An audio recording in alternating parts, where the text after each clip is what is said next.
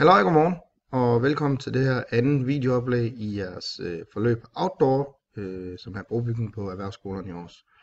Jeg havde fornøjelsen af at være sammen med jer sidste fredag, og det var rigtig, rigtig hyggeligt, og det var rart lige at se jer alle sammen, da jeg kommer til at have begge klasser. Men for Outdoors vedkommende, så skal vi jo lidt videre nu. Vi er i gang igen på fredag, den anden gang, som jo er den 11. december. Når I kommer på skolen, så starter vi med et kort oplæg, og så skal vi have lavet en lille Kahoot også, og den skulle så gerne give et indblik i, om I har været inde og se det her oplæg, og har forstået nogle af de ting, jeg har fortalt om. Cirka 8:30, der går vi i køkkenet, og der skal vi så have forberedt de ting, som vi skal lave på dagen. Cirka 10:30, der går vi på bålpladsen nede i Actionparken, hvor vi lægger sidste hånd på værket, og hvor der også vil være nogle aktiviteter, som I kan deltage i. Når vi er færdige i Actionparken, så er der afgang til køkkenet for oprydning, således at vi er færdige i god orden.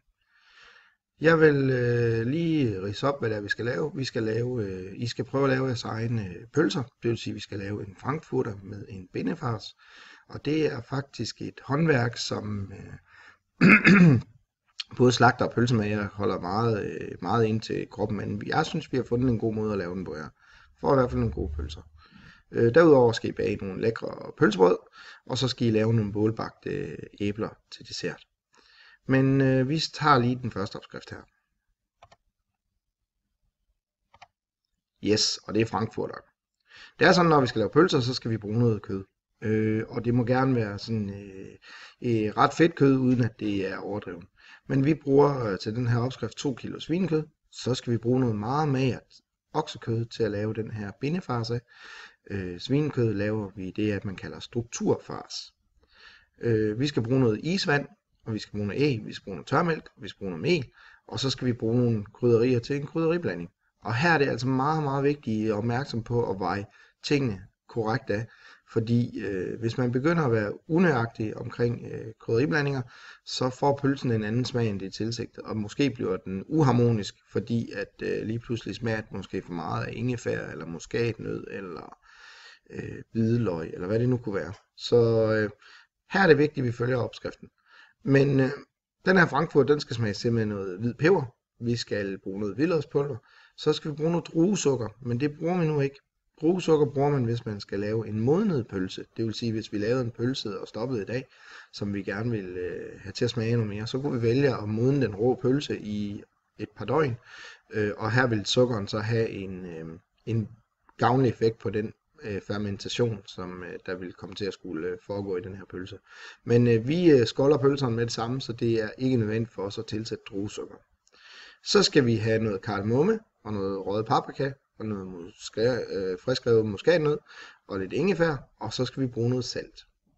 Men måden vi gør det på, det er, at vi starter med at skære det her svinekød hakket, og det må gerne være meget koldt. Det må faktisk gerne være skalfrossen, og det vil sige, at det er frossen på ydersiden, men ikke i midten.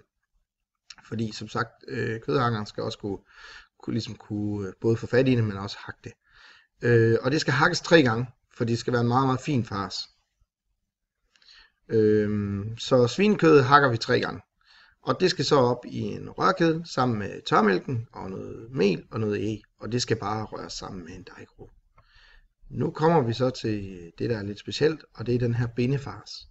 Og en bindefars laver man på den måde, at man også hakker sin kalvekød. Og det bindefars laver man af kalvekød, fordi det binder væske meget bedre end svinekød gør. Man kunne også have brugt fjerkræ, det kylling eller kalkun binder også vand godt. Men i hvert fald, når det her hakket kalvekød, det er kommet op i vores foodprocessor, så sætter vi den i gang med at køre. Så tilsætter vi vores krydderiblanding, og så kører vi det med isvandet. Det vil sige, at vi stille og roligt i en tynd stråle kører isvandet i, og så får vi faktisk sådan en slags tapetklister, jeg lige vil sige. Det er i hvert fald sådan en meget lang masse, som ikke ligner noget, man bruger i et køkken, men det er altså det, der får pølsen til at hænge sammen. Det her, det skal køres ind i den her strukturfars, og når de to ting er blandet godt, og det bliver de ved, at man lader det køre i rørkedlen ved høj hastighed i cirka 5-6 minutter. Så skal vi have det stoppet i tarme, og tarmene vi bruger, det er faktisk dem, man også bruger til medisterpølse. Det er svinetarm, som vi monterer på vores pølsestopper, og så stopper vi den her fars i. Når vi har gjort det, vi må ikke stoppe den for hårdt, vel at mærke, fordi det er vigtigt, at vi har mulighed for at kan afdreje pølserne i nogle lige store pølser. Men i hvert fald, når vi har den her lange pølse, som ligner medisterpølse, så skal vi have dem afdreje, og der vil jeg lige vise jer en teknik til det, når vi når dertil. Når så vi har afdrejet de pølser her, så skal vi have dem skoldet, og skoldet, det vil sige, at vi koger dem egentlig. Vi pocherer dem ved lavere varme end kogepunktet. Skoldet, det er et udtryk, som slagterne bruger, hvor vi andre i restaurationsbranchen eller kokkebranchen nok vil sige koge. Men i hvert fald så er det vigtigt, at vi har noget vand, der er cirka 80 grader varmt, og deri der lægger vi pølserne. Og der skal de ligge i, indtil de selv har en kernetemperatur på omkring 70 grader. Så er farsen bundet, proteinerne er stivnet, og vi er sikre på, at den er gennemstegt. Når vi har gjort det, så skal vi have taget pølserne op selvfølgelig, og så er de egentlig klar til at komme ned på bålpladsen og blive grillet. Man kan også vælge at ryge de her frankfurter, det har vi ikke tiden til, og i øvrigt er vores vejr til det i øjeblikket desværre ikke til det, fordi at hvis man skal ryge pølser, kræver det, at der er tørt i vejret. Med al den fugt, der er i øjeblikket, kan røg ikke binde på hverken pølser eller andre ting, vi forsøger at ryge. Det kunne være fisk eller skinker eller dyrekøller, eller hvad det måtte være. Så vi nøjes altså med en skoldning af den.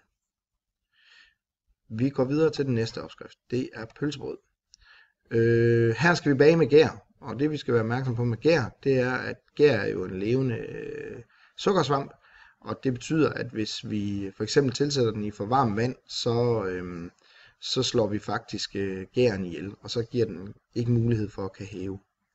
Men vi skal bruge noget mel, vi skal bruge noget vand, vi skal bruge noget gær, vi skal bruge noget sukker, vi skal bruge noget salt, vi skal bruge noget æg, og vi skal bruge noget smeltet fedtstof. Når man arbejder med gær, så starter man altid med at røre gæren ud i lunken vand. Og det er det her med, at det må ikke være for varmt. Så 35-37 grader vil være perfekt. Men I tilsætter gær, sukker og salt i vandet, og så begynder I stille og roligt at røre mel i. Når cirka halvdelen af melen er i, så skal I hælde mel og det her smeltede fedtstof i, og så kan I tilsætte resten af melen. Men en god tommelfingerregel er altid ikke at tilsætte det sidste mel i et hug, men måske kun tilsætte 2/3. Fordi alt efter hvor dygtige I har været til at afveje, og hvordan vejret og fugtigheden, og der er mange faktorer, der spiller ind, så kan I godt risikere at få en dej, der har fået for meget mel, og det vil sige, så får I sådan en hård masse. Vi vil gerne have sådan en smidig og blød dej, så hold lige lidt igen med den sidste portion mel. Når I har dejen, og den er ældet godt sammen, så skal vi have den, så skal vi have den til at modne første gang, og det er simpelthen den første hævning ud af 2. Når nu den er modnet, eller når den er hævet første gang i cirka en halv time, så slår vi luften ud af den. Vi vi vejer nogle boller af cirka 60 gram, og så ruller vi dem ud til pølsebrød, og jeg skal nok lige vise jer en teknik til det. Så sætter vi dem ind i raskeskabet, som er sådan et skab, der tilfører både fugt og varme, hvor der er optimale hævebetingelser. Når vi har hævet vores pølsebrød til cirka godt og vel 1,5 gange størrelsen, så bager vi den af i en ovn ved 200 grader i cirka 12 minutter. Og så er de egentlig klar til at kan lunes en gang mere nede på bålet dernede. Vi skal også lave en dessert. Der skal vi lave bålbagte æbler. Der skal vi bruge nogle æbler, vi skal bruge noget sukker, vi skal bruge noget kanel, vi skal bruge noget mandler, vi skal bruge noget smør. Så skal vi lave noget, der hedder en chantilly-creme. Det er egentlig flødeskum, som er rørt med flormelis og vaniljesukker. Men det vi gør, det er, at vi skræller æblerne, vi halverer dem, vi tager kernehuserne ud, og så lægger vi dem ud på alufolie. Derpå kommer vi den her masse, vi har lavet af sukker, kanel og mandler og blandet smør i. Så skal de her æbler pensles med smør og trilles i den her kanelsukkerblanding. De lægges sammen og drysses med mandlerne, og så bliver de pakket ind i folie. Så skal de lægges i gløderne indtil de er møre, det tager cirka 8-10 minutter. Og de her æbler spiser vi saloon sammen med den her chantilly-creme. Jeg glæder mig rigtig meget til at være sammen med jer på fredag, og jeg håber, at I lige vil kigge opskrifterne igennem sammen med det her videooplæg, og så vil vi ses. Tak fordi I så med, og vi ses.